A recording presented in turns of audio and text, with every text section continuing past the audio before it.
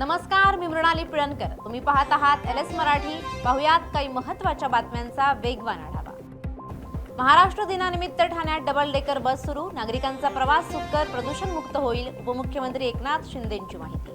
महाराष्ट्र दिनी संजय राऊतांची सरकारला टोलेबाजी. महाराष्ट्रात काम करायचं असेल तर मराठी यायलाच हवी. मराठी सक्तीवरून संजय राऊतांनी बजावलं. मिसिंग लिंक मार्गिकेच्या उद्घाटनादरम्यान सुनील तटकरे भाऊ. मिसिंग लिंक प्रकल्पाबाबत अजित पवारांचं मोठं स्वप्न होतं. मिसिंग लिंकला अजित पवारांचं नाव द्या, तटकरेंची मागणी. पालकमंत्री पदाचा निर्णय वरिष्ठ घेणार. तटकरेंच्या वक्तव्यानं चर्चांना उधाण. रायगडच्या विकासासाठी मुख्यमंत्री फडणवीस, उपमुख्यमंत्री शिंदे आणि सुनीत्रा पवार हे तिघं निर्णय घेतील. अदिती तटकरेंचं मोठं विधान. अजित पवारही भाजप विरोधात बोलत होते. भाजपची साथ सोडल्यास एकत्र येणं शक्य. दादांच्या पक्षानं भाजपची साथ सोडावी. दोन्ही राष्ट्रवादीवर रोहित पवारांचं मोठं वक्तव्य. सांगलीत NCERTच्या निर्णयाविरोधात निषेध. मराठा साम्राज्य सन्मान महामोर्चाचं आयोजन. पालकमंत्री चंद्रकांत पाटील आणि जयंत पाटील एकाच व्यासपीठावर. नाशिकमध्ये अभिनेत्री मानसी नाईक यांच्या उपस्थितीत महाराष्ट्र दिन सोहळा.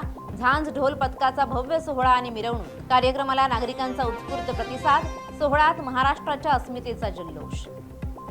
महाराष्ट्र दिनानिमित्त मुंबई संयुक्त मराठी मुंबई चळवळीचं राज्य सरकार विरोधात जोरदार आंदोलन. गिरणी कामगारांना हक्काची घरं तात्काळ मिळावीत या प्रमुख मागणीसाठी आंदोलन.